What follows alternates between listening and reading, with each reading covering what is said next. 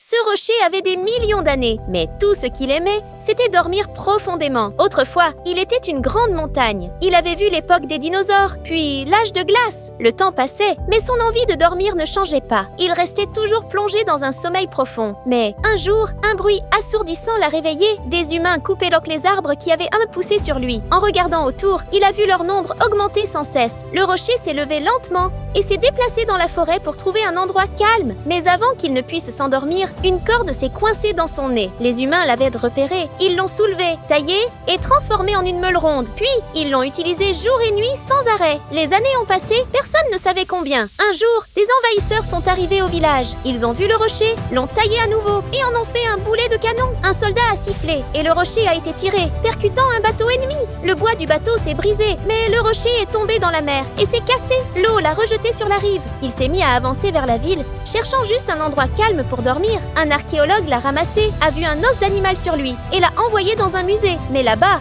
un enfant a frappé une vitre et le rocher, effrayé, est tombé du présentoir dans une poubelle. Pris pour un déchet, il a été jeté. Un passant l'a ramassé et l'a lancé dans la chambre d'un couple. Le rocher a roulé sous un pont, où une voiture rapide l'a écrasé en petits morceaux. Épuisé par tant de malheur, il ne voulait qu'une chose, dormir en paix. Mais un rouleau compresseur l'a broyé encore plus finement. Un éboueur l'a emporté dans une décharge. Il pensait enfin trouver le repos, mais une machine d'excavation l'a ramassé et envoyé dans une usine. Là, il a été chauffé, fondu et transformé en une lentille. Cette lentille a été placée dans un satellite. Mais un jour, par accident, le satellite a percuté un météore. Le rocher, en fondant, est tombé loin, sur une planète inconnue. Des milliards d'années ont passé. Le rocher est redevenu une grande montagne paisible. Cette fois, il a enfin pu dormir en paix. Pour la partie 2, abonne-toi et écris partie 2 en commentaire.